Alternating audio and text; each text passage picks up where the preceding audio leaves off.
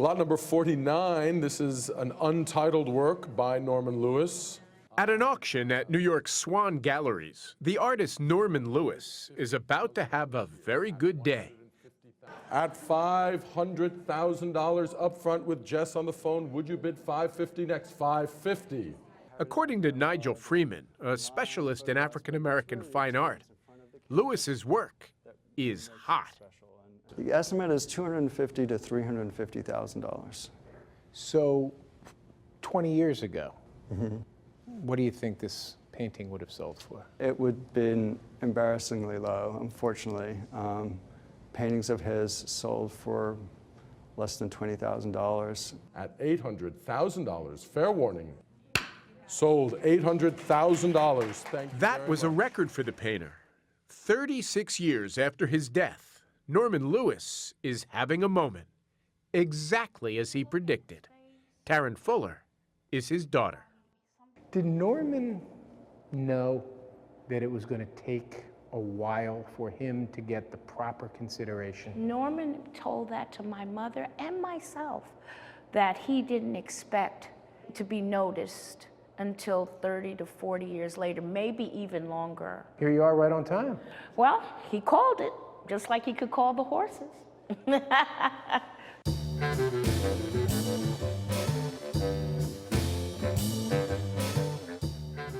For 50 years, Lewis painted with a style all his own and an astounding command of color and line.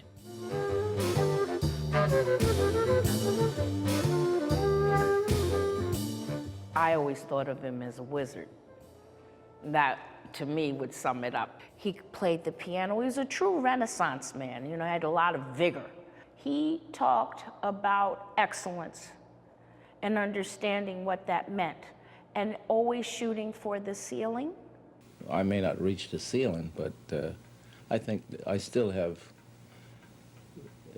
tried to do things that I believe. Decades after his death, Norman Lewis is enjoying a critical reappraisal, seeing his work acquired by several major museums. The colors are spectacular. Yeah. And now, the Pennsylvania Academy of the Fine Arts in Philadelphia is mounting the first major retrospective of his art. Ruth Fine is the curator. I wanted to do it because I think he's profoundly important and interesting. I think the work is complex and beautiful. Born in Harlem in 1909 to Caribbean immigrants, Lewis was profoundly influenced by the energy of the Renaissance unfolding just outside his front door. As he is looking at Harlem, what is he seeing? Seeing everything. He's seeing people warming themselves by a burner. He's seeing people going shopping. He's looking at style. The figurative work that was exhibited most during his lifetime is this painting, which was sometimes called Girl with Yellow Hat, sometimes Yellow Hat. In the mid-1940s, Lewis moved on, embracing abstract expressionism, a rare departure for an African-American artist. I think he did not want his art to be pigeonholed, and he wanted to live his life the way he wanted to live it, and he wanted to paint his art the way he wanted to paint it. I don't see that as a rejection of anything. I see that as an embrace of everything. In the middle of this work, you see two burning crosses. You do, absolutely. So he had to be depicting a Klan rally. It was a tough time in this country. Lewis's work did not go unnoticed. He showed in one of the best galleries in New York, the Willard Gallery. He got very good press in the important art journals.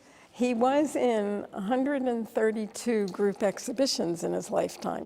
But Norman Lewis's stature was bumping hard against the facts that governed mid-century life for a black man, even in the art world. He was at the Venice Biennale the year that they showed de Kooning and Jackson Pollock, but he didn't have the same attention. He didn't get the same commercial success as his peers. What did Norman Lewis have to deal with? Well, Well, he had to deal with being left out of exhibitions that were exhibitions of white artists, but he also was left out of exhibitions of black artists that I would have thought he would have been in, but he was too abstract. And he wasn't fitting the picture that people wanted to tell about what black art was. So he got it from both sides. Is this one finished? This one? Is this? Yeah. That's far as I'm concerned.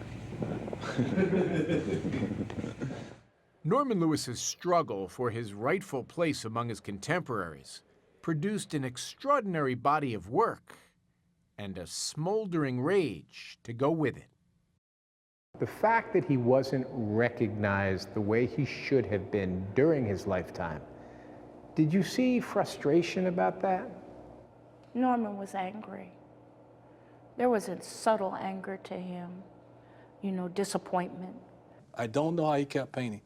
I know he had some rage, I know he was upset, but he didn't let that affect his painting. He just kept painting. Former NBA player and coach Darrell Walker is a noted collector of African-American art. That's Norman, Untitled, 1964. He owns 4 works by Lewis. Were you surprised as you started to see what Norman Lewis's work, the prices that his work was commanding? No, because I knew the work was really good. The last 10 years, there's been a bull rush on collecting African-American painters and sculptors. Well, you used to go get some pieces and get it for a good price. Those days are long gone, buddy. I mean, long gone.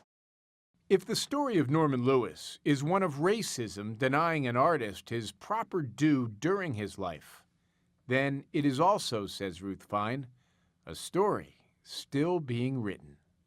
The reconsideration of Norman Lewis, why now?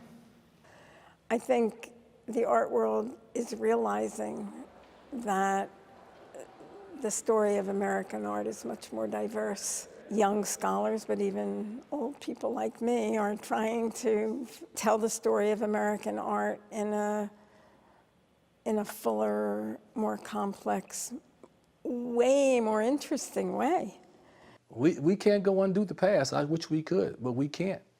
But all I'm saying is focus on Norman now. Focus on Norman, because he's one of the best out there.